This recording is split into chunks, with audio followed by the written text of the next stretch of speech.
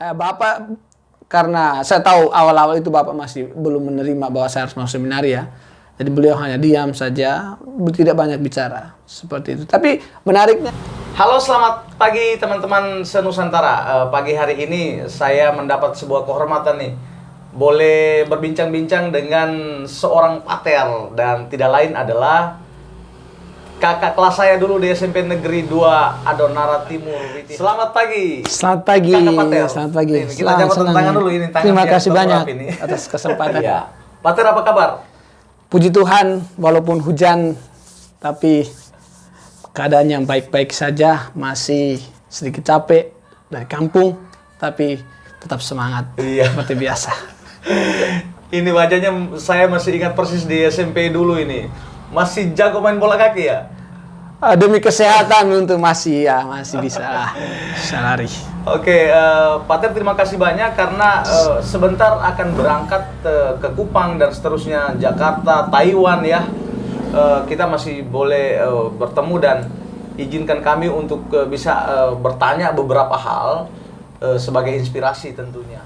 Saya dapat informasi ini, kebetulan ngobrol-ngobrol, lamaran ke seminari itu diam-diam ya? Benar. Tanda tangan juga apa ya, Bapak punya itu ditiru saja begitu. Itu benar. Ceritanya bagaimana itu? Ceritanya ada beberapa teman yang menulis surat, mereka katakan bahwa mereka mau masuk seminari. Kalau saya bilang, tapi pakai lamar ya. Saya bilang, sekolah ini beda. Tidak seperti sekolah-sekolah lain yang harus ditinggal bawa berkas lalu daftar nama selesai. Saya diam-diam, saya mau ikut. Jadi saya menulis lamaran, saya melihat, bagaimana menulis lamaran, saya meniru. Lalu bagian bawah harus pengetahuan orang tua. Ya, kendala saya di situ, kandasnya saya di situ. Kendala di situ.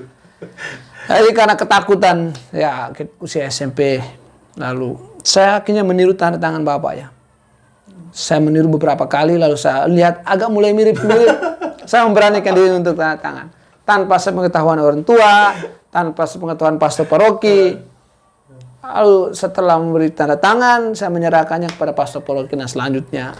Ini dosa yang tidak dosa karena mau jadi imam ini. Oke, ada teman-teman seangkatan waktu itu yang sama-sama yang dari SMP Negeri 2 Adonara Timur? Dari SMP Negeri 2 Adonara Timur, kami 5 orang. Kalau dari paroki sama 6 orang. Jadi yang pertama itu ya saya sendiri, lalu Pak Roni Wolo yang sekarang di IKTL ya, Pak Balun, lalu Pater Yoris Lamahoda, Redemptoris yang sekarang sedang belajar ambil program doktorat di Roma, lalu Pak Alphonse, kalau tidak salah dia mengajar di Honiama atau di Anduli, Alphonse Gorantokan, lalu Pak Boner yang hebat yang sekarang kalau tidak salah Panwascam yang berhubungan dengan pemilu. Diam-diam lalu tiru tanda tangan. Nah, kapan bapak mama mereka mulai tahu itu? Bapak mama ini mereka sudah lolos sekolah jadi imam ini anak laki-laki orang Adonara, anak sulung. Jadi begini ya, saya anak sulungnya. Yes. Karena mungkin juga saya mempertimbangkan status kesulungan saya itu sehingga saya juga agak takut. Status kesulungan nih Adonara ini Lamholot. Lalu kapan mereka tahu ya? Dari setelah membuat lamaran itu diumumkan di gereja ya. Pastor paroki tidak pastor paroki, setahu pastor paroki bahwa orang tua juga tahu bahwa anak yang buat lamaran, kecuali saya, pastor paroki tidak tahu. Jadi diumumkan di gereja bahwa tahun ini yang akan melamar masuk seminari dari paroki kita ada 6 orang. Lalu disebut namanya, lalu nama saya juga masuk. Kita mendoakan mereka supaya persiapan lamar bisa diterima dan lain sebagainya. Nama saya dibacakan dan saya sangat yakin orang tua saya terkejut mendengar nama itu. Ya. Dan dari situlah mereka tahu bahwa saya diam-diam membuat lamaran masuk seminari. Kata-kata bapak waktu itu seperti apa? Demikian juga mama. Bahasa pertama yang mereka keluarkan saat berhadapan setelah mendengar informasi itu seperti apa? Masih diingat? Bapak tidak bisa bicara banyak ya. Yang biasa bicara itu mama. Dari mama hanya bilang, sudah lamar, ya ikut testing.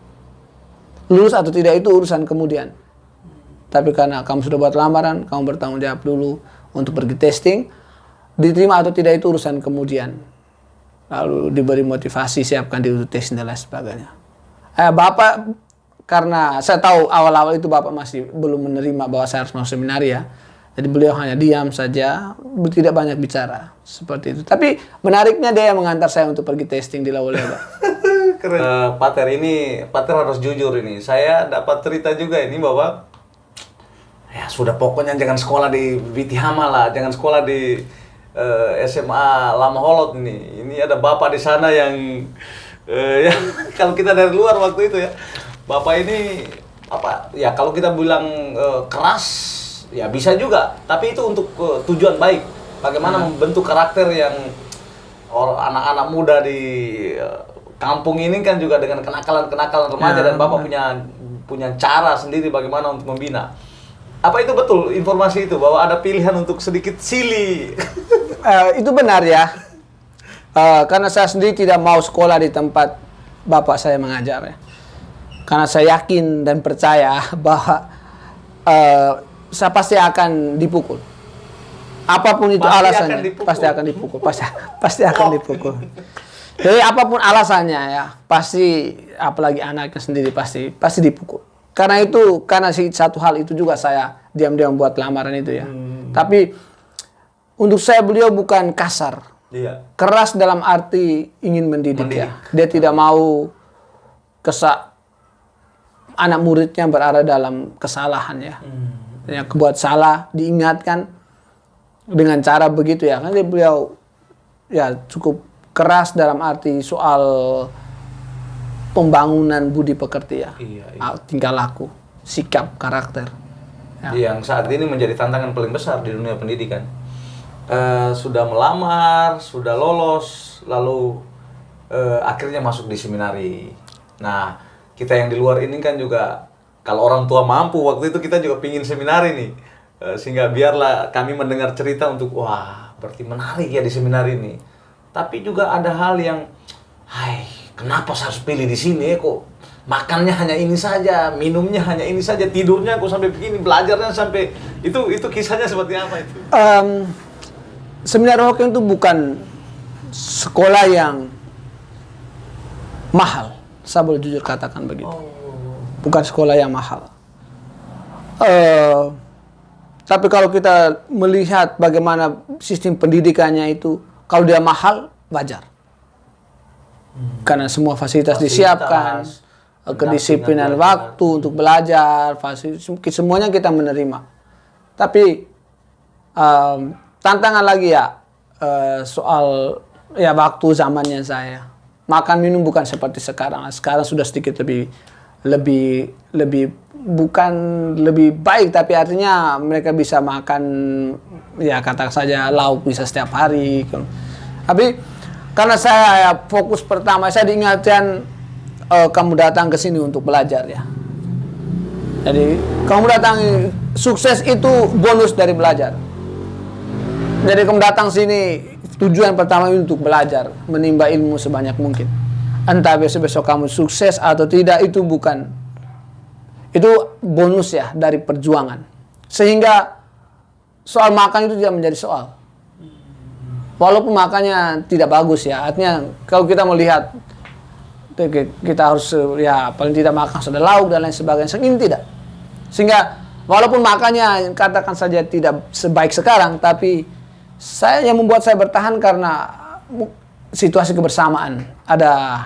Di sana ada persaudaraan yang untuk saya tidak temukan di luar. Okay. Ya, itu lingkungannya yang membuat kita bisa pacu kita untuk bisa belajar, mengembangkan kreativitas, membangun persaudaraan, bisa kenal banyak orang dari berbagai macam latar belakang. Pater, ini saya konfirmasi lagi dulu ini soal ke seminari supaya bisa main bola terus, dapat panggung berkesenian, mungkin berteater, betul itu ya?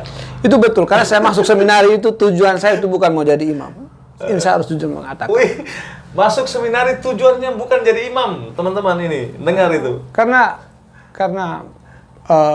yang saya tahu itu, waktu itu lah yang saya tahu tentang seminari itu, para seminaris itu banyak tahu main bola kaki, bisa bermain musik, seni panggung ya. Nah, saya akan tertarikkan di seni panggung ya. entah pementasan, baca puisi dan lain sebagainya. Karena itu ada ruang untuk mengembangkan kreativitas, kemampuan di sana. Setelah lulus itu sampai seminari baru bisa tahu dengan jelas visi dan misi seminari itu bagaimana. Seminari sebagai tempat persiapan orang-orang yang untuk menjadi imam ya. Tapi itu memang visi dan misi seminari di situ. Dan saya tahu baik visi dan misi itu kemudian setelah saya masuk seminari ya.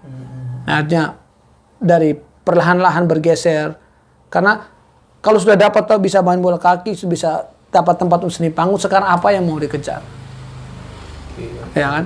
Kalau berhenti di situ, tahun pertama atau tahun kedua saya sudah pulang. Karena saya sudah punya, saya sudah mendapatkan. Tapi setelah dalam proses ya, saya sudah mulai belajar tentang ilmu seminarinya ya, ilmu di seminari ya, pendidikan dan entah akademi atau juga pengembangan karakter, spiritualitas dan lain sebagainya. Ya itu yang buat saya ya lanjut saja sampai selesai.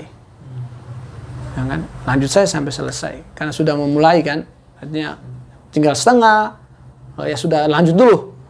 Begitu. Sehingga itu juga yang membuat saya untuk terus sampai menyelesaikan pendidikan di seminari sebenarnya. Tahun berapa selesai di seminari dan pilihannya kemana? Prosesnya itu seperti apa?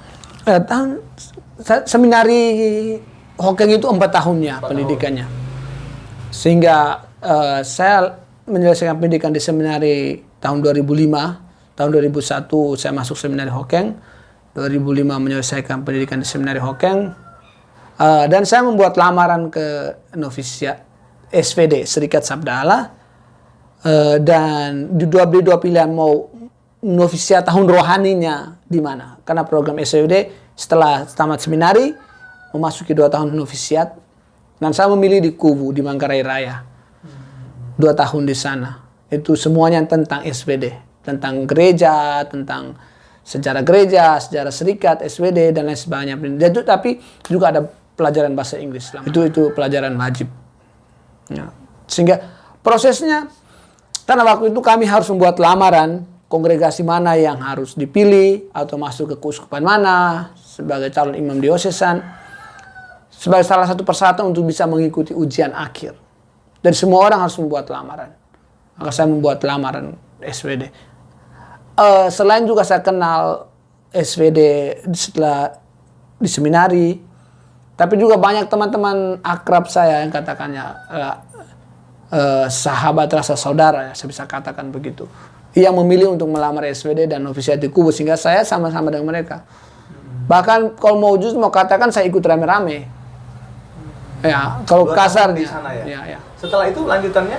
Setelah 2 tahun novisiat, lalu kita buat lamaran lagi. Lamaran sebelum belajar filsafat untuk diterima mengikat kaul di SVD atau tidak. Puji Tuhan saya diterima, lalu 4 tahun filsafat. 4 tahun, 2 tahun, 4 tahun lagi ya. Ya, jadi 4 tahun seminari Hokeng, 2 tahun novisiat, belajar filsafat 4 tahun ya. Jadi kalau dihitung secara matematis dari SMA sampai selesai filsafat, kalau saya sekolah SMA di luar dan kuliah, saya selesai S1, teman-teman saya yang kalau mulus, mereka selesai S2. Iya, betul-betul. Ya kan 4 tahun kuliah, lalu kalau 4 tahun lalu langsung melanjutkan S2, langsung dari saya tamat S1, seharusnya teman-teman saya kalau mereka lanjut S2, mereka tamat S2. Iya. Oke. Tapi saya menikmati proses itu. Sampai pentabisan itu di tahun berapa? Sampai tapi saya baru ditabiskan tahun 2017 ya. 2017. Proses saya sedikit agak lebih lama. Karena setelah 4 tahun filsafat, saya harus menjalani program overseas training program di Taiwan. Tapi sebelum ke Taiwan untuk 2 tahun, saya harus ke Amerika dulu 1 tahun untuk belajar bahasa Inggris, memperdalam, mengasah kemampuan berbahasa Inggris. Yang sampai sekarang juga bahasa Inggris masih jalanan ya. Pentabisannya di mana? Pentabisan saya di Maumere. Di Ledelero tahun 2017. Sementara untuk syukuran di kampung halaman sendiri? Di kampung, jadi 7 Oktober 2017 ya pentabisan. Lalu saya masih mengikuti teman-teman yang seangkatan tabisan dengan saya, misa perdana dan sebagainya. Sehingga misa syukuran di paroki itu baru terjadi tanggal 17 Oktober 2017. Baik Pater, ini sudah banyak cerita dari kampung ke Ledalero, ke Manggarai Raya. Pater sempat bawa kita ke Taiwan dan ke Amerika. Sekarang kita bergeser ya teman-teman sekalian, ini kita ke Taiwan sudah ini. Kemudian dapat tugas di Taiwan. Bagaimana proses awalnya, lalu ke sana itu ketemu dengan orang-orang dengan bahasa yang berbeda, tentunya dengan budaya yang berbeda, ditugaskan di mana, tantangannya seperti apa, itu mungkin bisa diceritakan. Proses saya sampai Taiwan ya, jadi saya bukan memilih sendiri ya. Dari sistemnya kalau ada permintaan dari luar negeri biasanya teman-teman seangkatan memilih menulis nama, lalu nama itu di beberapa semua temannya masuk itu, lalu semua nama dimasukkan ke pembina, lalu dilihat siapa nama yang lebih banyak, lalu diputuskan, lalu dikembalikan kepada kita keputusan hasil pertemuan itu untuk kita pikirkan, pertimbangkan. Jadi bukan otomatis harus pergi, tidak. Saya bisa mengatakan saya tidak bersedia dengan kemampuan saya. Saya juga sempat berpikir ada kebingungan seperti itu karena waktu itu kondisi kesehatan saya tidak terlalu mendukung. Saya menyadari kemampuan bahasa saya bukanlah luar biasa. Sehingga awal-awal saya mengatakan saya tidak mau pergi. Tapi lalu saya pertimbangkan lagi dengan kepercayaan yang diberikan oleh teman-teman. Saya percaya dengan teman-teman seangkatan saya. Karena paling tidak kami selama 6 tahun bersama, 4 tahun dan 6 tahun. Lalu saya menerima kepercayaan itu. Akhirnya saya pergi ke Taiwan. Ke Amerika 1 tahun, lalu ke Taiwan 2 tahun untuk belajar bahasa Mandarin. Belajar dari nol ya. Saya tidak pernah tahu satu kata bahasa Mandarin. Artinya, lalu cara menulis sebelum saya tiba di Taiwan. Jadi memang benar-benar kertas putih kosong. Satu kata pun saya tidak tahu waktu saya ke Taiwan. Jadi saya mengandalkan bahasa Inggris setelah saya belajar 1 tahun itu untuk berkomunikasi di Taiwan awal-awal. Membuat saya menarik bertahan karena saya suka dengan karakter yang dipakai di Taiwan itu tradisional ya, karakter tradisional. Beda dengan yang di Cina, daratan mereka pakai simplified, lebih simple. Itu yang membuat saya bertahan di Taiwan.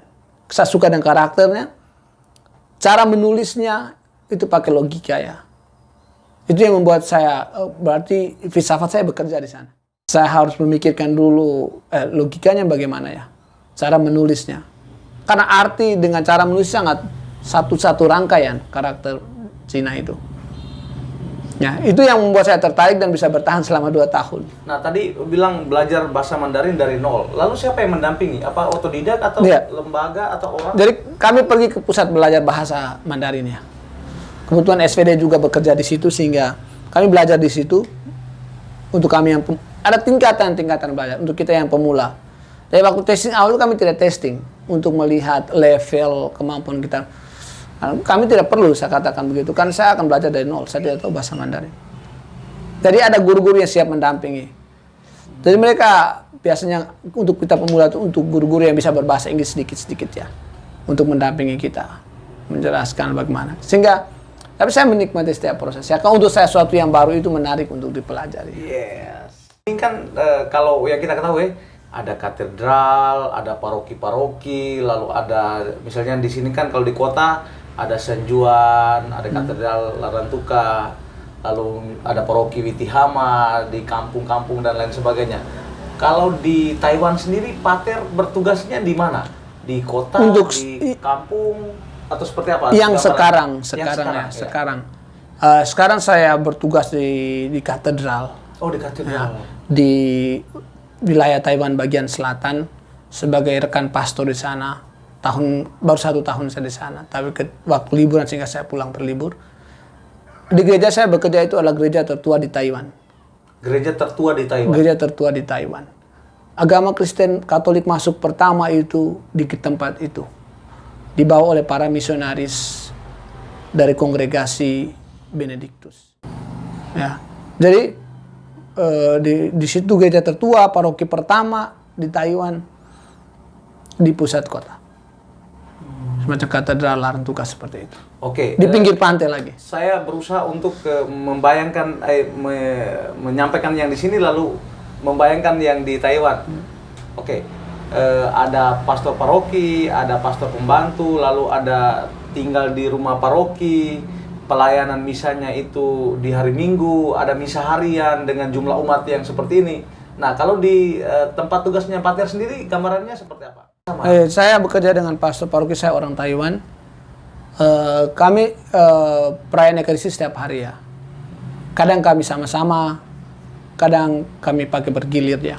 Karena selama 1 minggu itu kita ada 1 hari untuk istirahat. Jadi karena kami dua, pastor paroki saya hari Senin, saya memilih hari Selasa.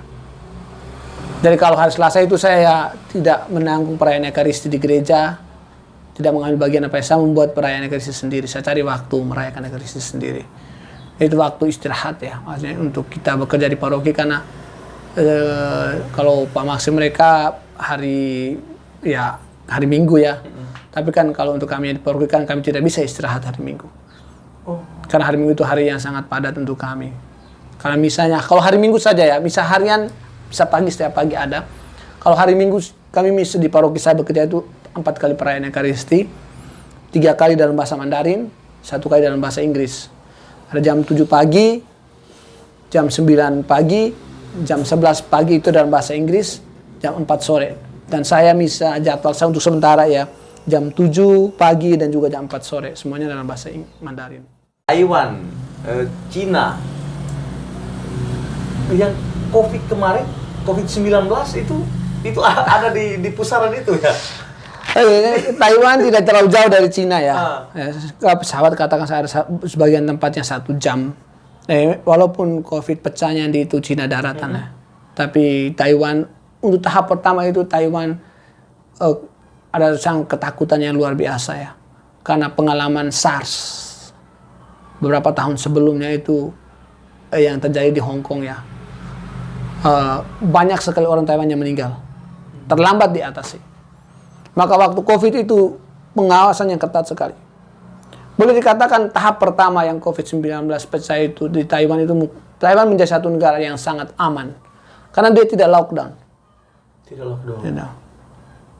Jadi tetap bekerja, hanya jumlah kerjanya itu dibagi per bagian ya. Jadi jumlah misalnya satu kantor dulunya 6 orang menjadi 3 orang, jadi shift-shiftan.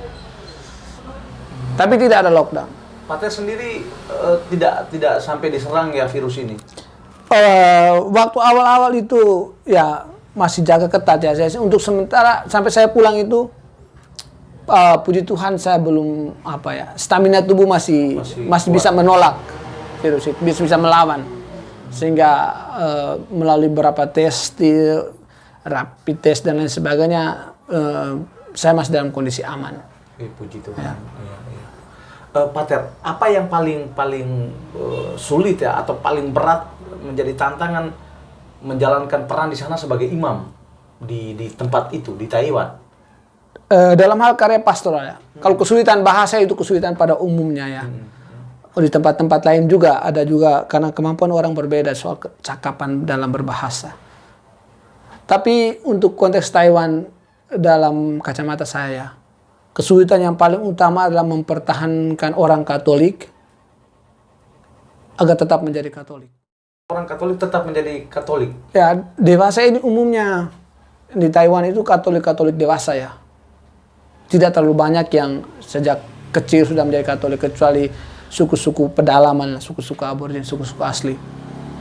Kalau di bagian mulai perkotaan, 1-2 keluarga, tidak banyak yang masih kecil sudah jadi Katolik ya. Karena mereka Katolik dewasa, artinya sudah besar baru belajar tentang Katolik. Harus selalu ada pendampingan lebih.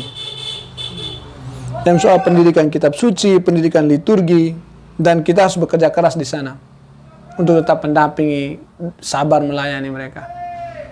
Sehingga ya itu karena pendampingan harus berlanjut lah. Kalau mereka masih dalam proses belajar, kita harus lanjut mendampingi. Kalau tidak, kita jangan sampai kehilangan mereka, itu saja. Makan minum, penginapan, istirahat itu seperti apa di sana? Di Taiwan umumnya paroki di Taiwan itu hanya ada satu pastor ya. Nah, kita tidak punya, kita tidak mempekerjakan, bukan tidak mau, tapi memang tidak ada orang yang memasak untuk kamu. Kecuali pastor dalam kondisi sakit dan lain sebagainya yang sudah agak tua membutuhkan pertolongan, iya. Tapi kalau memang bisa bekerja sendiri, umumnya satu paroki satu pastor. Dan dia mengurus mulai dari dapur sampai kapela, sampai ruang depan, dari sekretariat sampai dengan di gereja sakristi ya. Tapi selalu saja ada umat yang bersedia untuk bekerja di paroki sebagai sekretariat. Tapi kayak seperti paroki besar, seperti katedral, ada sekretariat ya.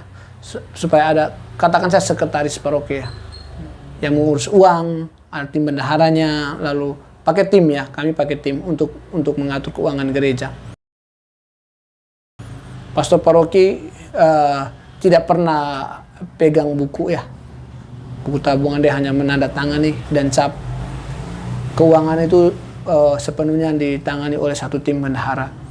Lalu kami ada sekretariat katekis ya, bekerja di sekretariat yang membantu karena paroki besar.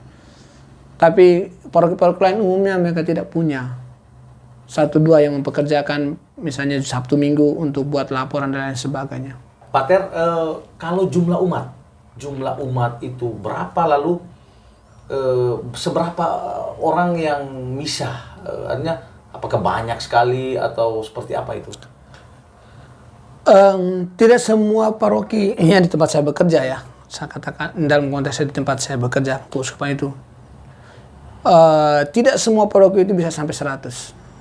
Tidak sampai 100. Tidak semua paroki. Ada, kalau di tempat saya bekerja paroki itu yang terdaftar itu 1.500-an ya.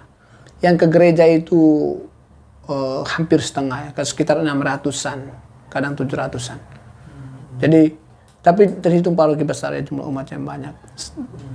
Dan di paroki-paroki lain ada yang 150-an, ada yang bisa sampai 200. Itu gabung dari anak kecil sampai orang dewasa ya. Ya.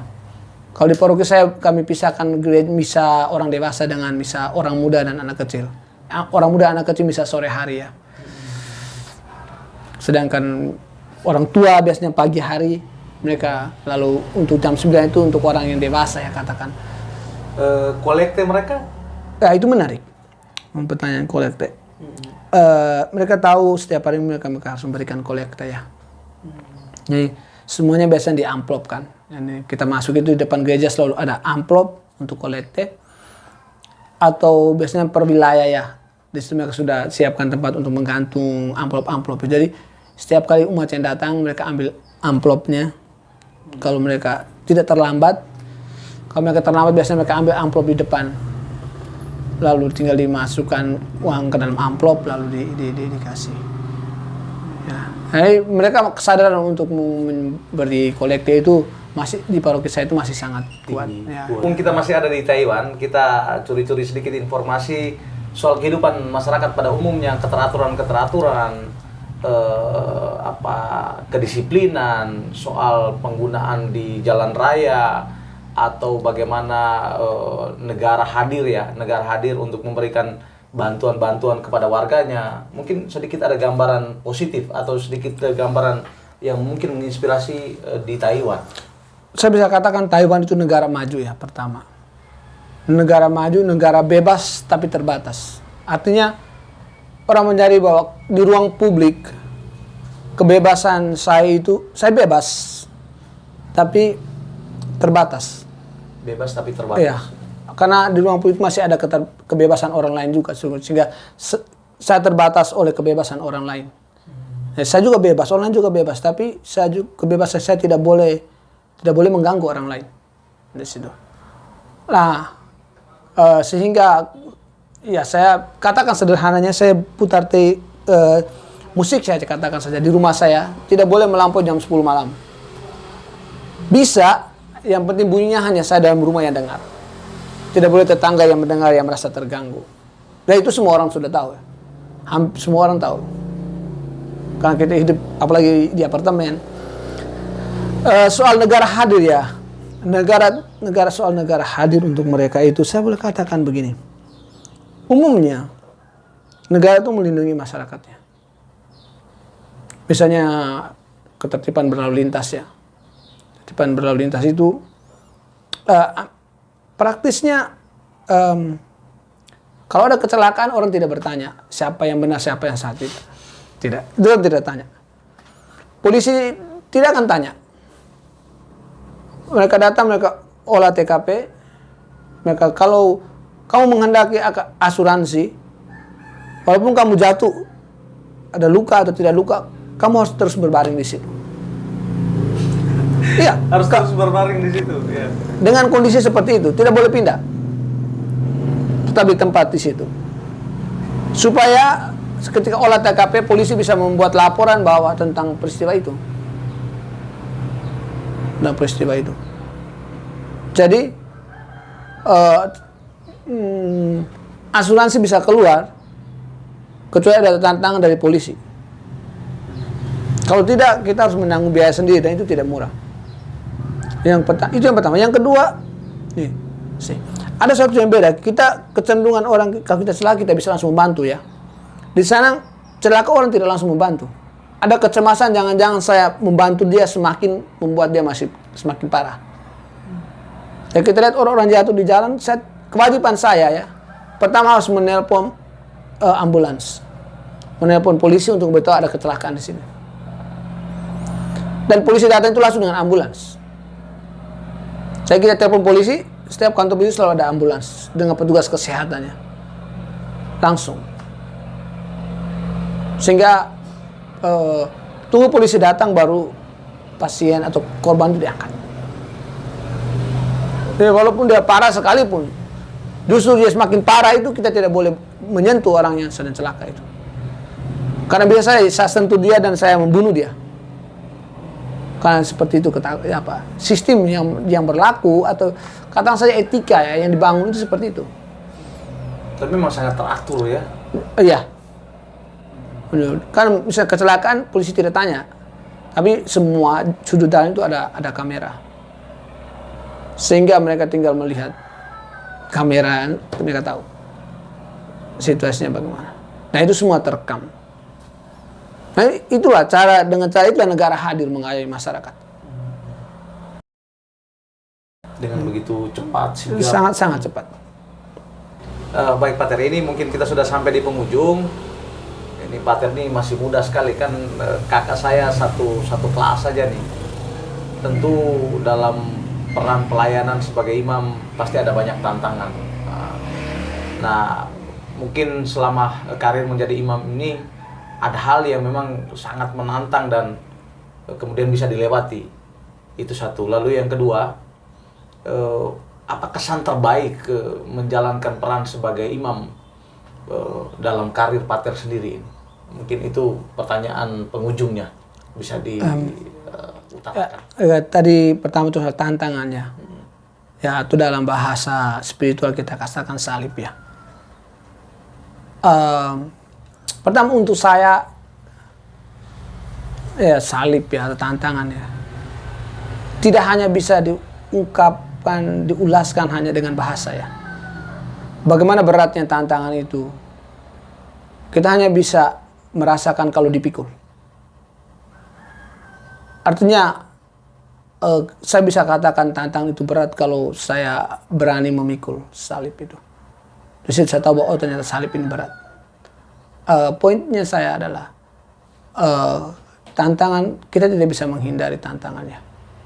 Semakin kita menghindari, dia semakin mencari kita. Ya yang pastinya kita harus hadapi, harus terima. Dan saya selalu bilang untuk para misionaris, pendapat saya pribadi ya, saya tidak tahu teman-teman pastor yang lain. Dan salib terbesar untuk saya itu datangnya dari keluarga. Saya tidak tahu pendapat mereka yang lain. Itu untuk saya. Bukan berarti keluarga tidak dalam pengertian begitu ya. Saya memahami itu dalam konteks yang lebih lain, yang lebih kompleks ya. Kenapa saya katakan begitu? Kalau dari luar itu bisa saja menemukan solusi yang lebih gampang. Katakan saja di tempat tugas misalnya ada tantangan tugas banyak, sekian banyak, kita bisa cari solusi, mengumpulkan orang untuk membantu. Kesulitan bahasa kita minta orang untuk mengajar kita. Hampir tidak ada ikatan emosional di sana. Artinya kita ya saling membantu itu ikatannya hanya oke, dia kekurangan saya membantu dia. Tapi saya pada ikatan emosional itu kan beda kalau dalam relasi berkeluarga ya. Kecuali saya tidak ada ikatan emosional dengan keluarga. Jadi sebaliknya, saya selalu bilang, emang dalam konteks tertentu itu saya bisa katakan demikian karena untuk tantangan yang lain, saya selalu menyadari kemampuan saya. Saya berprinsip begini, seperti kita mengatakan sudah sekian lama kita tidak bertemu, itu berarti kita harus berpisah lebih dulu ya, baru kita berkata, senang bertemu kembali. Kalau kita tidak berpisah, berarti kita tidak akan ketemu kembali seperti itu. Nah demikian juga, saya bisa belajar sesuatu kalau saya dari tantangan itu, kalau saya sudah melewatinya. Tapi kalau tantangan di depan saya berdiri dalam jarak, saya tidak belajar sesuatu dari sana. Prinsip saya begitu. Seperti bahasa kitab suci, kesusahan sehari cukuplah untuk sehari. Karena besok juga punya kesusahan sendiri. Yang bisa diselesaikan, bisa dipikul hari itu, pikulah hari itu. Hadapi tantangan hari itu saya. Besok punya tersendiri lagi. Mungkin lebih berat dari hari ini. Atau mungkin lebih ringan. Ya kalau mungkin lebih ringan, kemarin sudah lebih berat saya bisa hadapi. Kalau besok lebih ringan, ya pasti saya percaya diri saya bisa hadapi ya. Demikian juga kalau besok lebih berat, saya bilang kemarin berat, hari ini lebih berat. Mungkin dengan kekuatan setelah melewati yang berat kemarin yang lebih berat, ini juga saya bisa. Ada motivasi di situ. Untuk saya melihat lebih positif ya. Saya melihat secara ke dalam. Kalau orang lebih banyak melihat tantangan itu dari luar ya. Karena begini-begini. Setiap kali menghadapi tantangan saya, satu orang yang tidak pernah langsung melihat. Oh kita tahu dari situasi lingkungan masyarakat kita, dari relasi, dan sebagainya, tantangan. Tapi ada satu teman saya mengatakan begini. Kalau kau katakan tentang relasi ya, dia bilang begini. Relasi dengan lawan jenis atau katakan saya perempuan itu bukan tantangan dia bilang. Tapi dia katakan itu sebagai kesempatan upaya untuk kematangan dan pengendalian diri. Dan saya rasa itu benar. Sebagai manusia kita tidak pernah bisa membunuh perasaan kita ya. Tapi bagaimana itu dikendalikan. Nah, di situ yang kadang semua orang cara mengendalikan itu berbeda ya. Ada yang gampang, ada yang sulit. Sehingga prinsipnya saya menghadapi itu, lalu sekali sudah menjadi saudara, kamu akan tetap menjadi saudara saya. Apapun itu. Misalnya sering saya sharing dengan teman-teman imam misionaris ya, atau teman-teman yang sudah keluar. Dia bilang, persaudaraan kita itu tidak pernah dipatasi dengan statusnya kita ya. Itu yang harus diingat. Karena statusnya kita itu kemudian kita dapat. Tapi karena persaudaraan kita, relasi kita, itu yang membuat kita menemukan status-status kita yang baru. Kamu menjadi guru, kamu menjadi imam, kamu menjadi bruder, menjadi bapak keluarga. Tapi kan kita sudah berjalan begitu sebagai saudara ya. Tidak pernah karena status berbeda persaudaraan kita juga menjadi hilang. Saya berprinsip begitu. Sehingga saya itu tidak satu orang yang tidak pernah menolak, apalagi ya teman-teman yang memutuskan untuk keluar. Kamu tetap saudara saya. Dan saya berharap semoga kamu juga berpandangan demikiannya. Nah, itu dalam sekali ini ya. Tapi itu mungkin sedikit sharing yang bisa saya bagikan. Ini bukan curhatan atau luapan hati ya, tapi saya mengafirmasi kenyataan pengalaman yang saya hadapi, saya alami, saya rasakan. Karena kalau kita masih punya waktu 1-2 menit, waktu saya setelah selesai filsafat itu, sekitar 6 atau 7 orang teman baik saya itu memutuskan untuk mengundurkan diri. Dan saya rasa itu. Setelah mereka mempercayakan saya untuk pergi praktek, ya tadi kita sudah diskusi, cerita banyak tentang OTP tadi.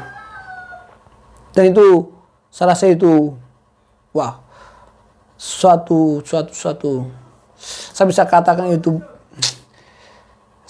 satu lorong yang sempit untuk saya, untuk sempit dan gelap ya. Karena teman-teman baik saya, ya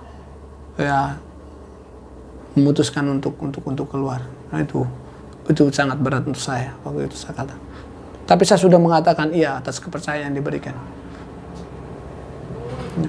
Ya itulah sedikit. Ya, karena misalnya saja saya selalu berprinsip begini. Dalam persaudaraan atau dalam relasi, kamu dapatkan apa dari situ? Untuk saya sering bertanya untuk saya, kalau misalnya kita dalam satu lembaga pendidikan ya, seminari, hokeng atau lero, memang di sana saya selalu berpikir begini, saya menemukan sesuatu di sana itu apa? Saya menemukan seorang sahabat yang berjiwa saudara. Kalau saya hanya menemukan seorang sahabat, saya bisa saja menemukan banyak sekali di luar ya, teman, sahabat. Tapi yang berjiwa saudara itu tidak semua.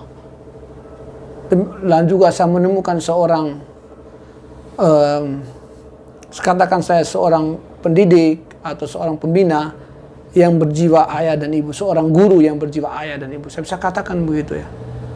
Itu pengalaman saya. Jadi kalau orang bertanya, apa yang kamu dapatkan di seminari? Saya bilang, saya tidak katakan saya dapat ilmunya, mungkin tidak. Karena saya tahu bisa jadi di luar itu ilmunya lebih banyak. Hanya orang tidak punya kesempatan untuk mengendapkan ilmu yang dia punya. Sehingga apa yang dia punya itu menjadi tidak terfungsikan. Kalau dia dapatkan ilmu banyak, dia punya kesempatan untuk mengendapkan, merefleksikan, merenungkan bagaimana cara menggunakan, akan sangat banyak pintu untuk dia bisa bekerja dan melayani. Terjadi ya sejumlah tantangan tadi yang sudah digambarkan. Nah, saya juga ingin mau dengar ini di bagian ujung percakapan kita ini hal yang menyenangkan, yang membuat kita merasa nyaman, memberikan pelayanan sebagai imam, dan apa ya doa-doa, mimpi, harapan untuk Atir sendiri dalam perjalanan yang masih panjang ini, dalam peran yang cukup menantang tadi. Mungkin ini menjadi closingnya. Ya. Saya berprinsip begini, Pak Maksi ya, teman saudaraku. Kebahagiaan itu kita yang ciptakannya. Saya tidak bisa menunggu kebahagiaan itu datang dari orang lain.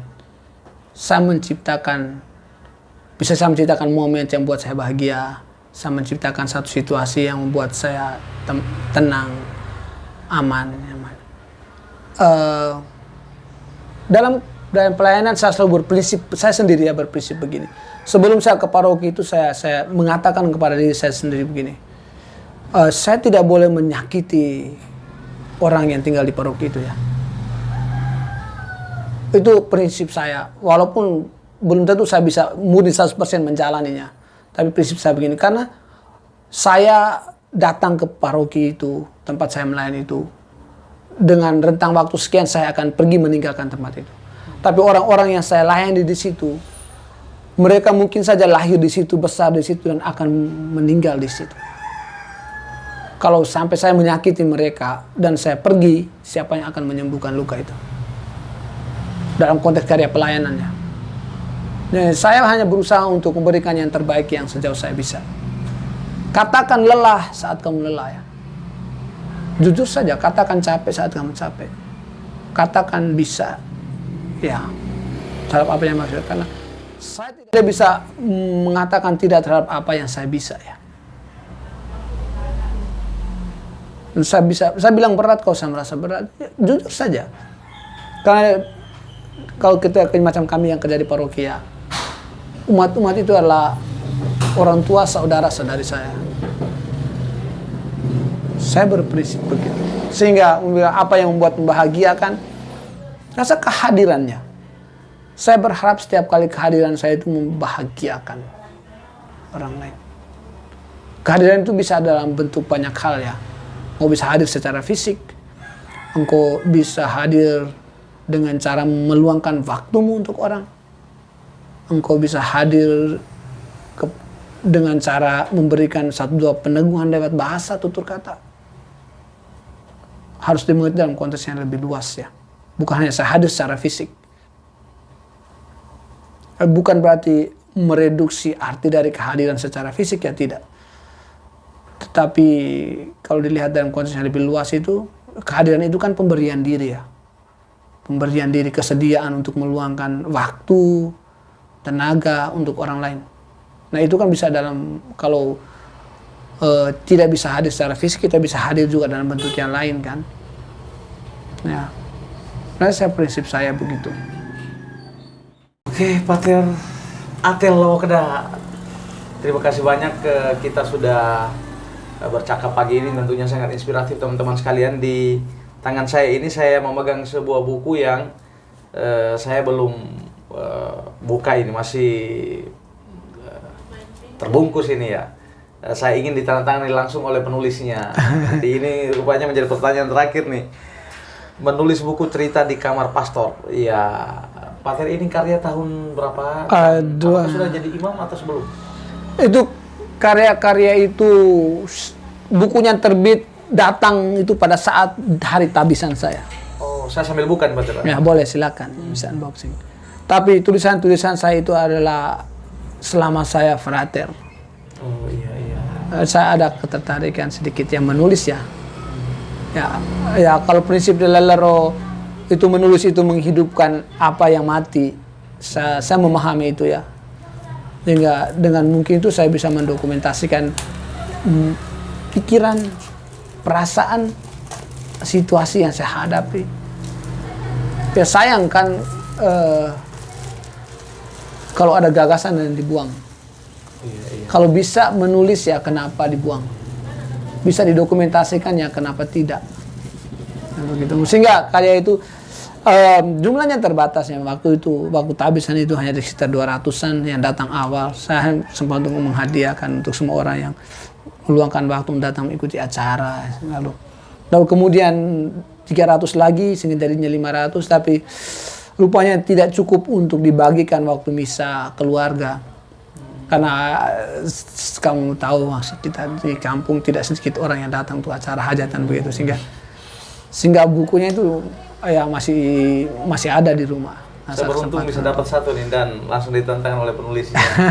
Saya menunggu waktu kita pembicaraan terakhir, mungkin ya tidak sempat singgah di rumah, tapi ya kebetulan saya bawa. Maka tadi malam ketika mendengar bahwa Maksi datang, lalu saya langsung menghubungi ponakan saya untuk bawa ke sana. Oke.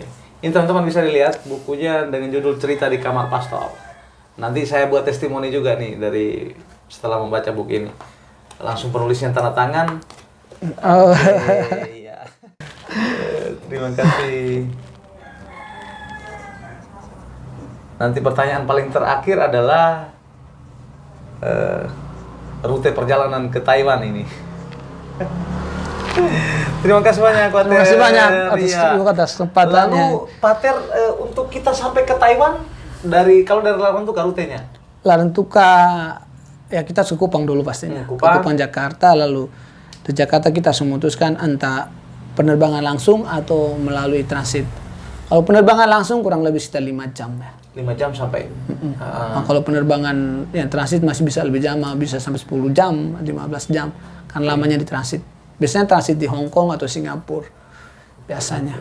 Umumnya. Tapi selain Jakarta kita juga bisa terbang dari Bali ke Hong Kong, lalu Hong Kong ke Taiwan. Atau bisa juga Bali. Sekarang sudah buka kalau tidak salah Bali langsung ke Taiwan. Sepertinya. Baik, terima kasih Pater Atel Lawakeda, kakak kelas saya di SMP. Kak Atel yang pemain bola jago waktu itu, saat ini jadi imam bertugas di Taiwan, dan saya jadi guru di Flores Timur di Larantuka.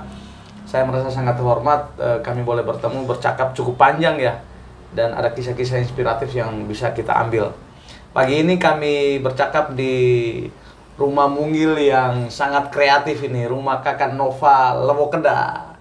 Ini rumah di dekat Pantai Palo. Terlihat sangat mungil dari luar, tapi di dalam ini nih ruangannya sudah ditata dengan sangat apik dan kami ada di ruang tamu. Nah, operatornya langsung putrinya sendiri ini. Oke, terima kasih sekali lagi Pak Ter. Saya juga mengucapkan terima kasih banyak Maksi atas kesempatan ini bisa berbagi. Iya. Kesempatan yang sangat berharga untuk saya juga ya. Semoga sharing ini bisa berguna dan bermanfaat dan ya semoga ini juga bisa menjadi motivasi untuk adik-adik yang punya kecintaan terhadap dunia sastra. Bahwa untuk tahu dunia luar itu kita tidak harus pergi ke sana. Kita bisa mengetahui itu kalau kita bisa memberi waktu untuk duduk membaca. Oke. Apalagi Terima kasih Pak Ter. Sehat selalu tentunya. Oke, terima kasih, Maksi. Tuhan Lewotana Terima kasih. tetap selalu mendukung. Selalu doa berkat untuk kami juga yang ada di Oke, Lewotana. siap. Terima kasih. Akun Facebooknya itu dengan tulisan Cina jadi tetap update juga tulisan-tulisan mungkin bisa menginspirasi kami.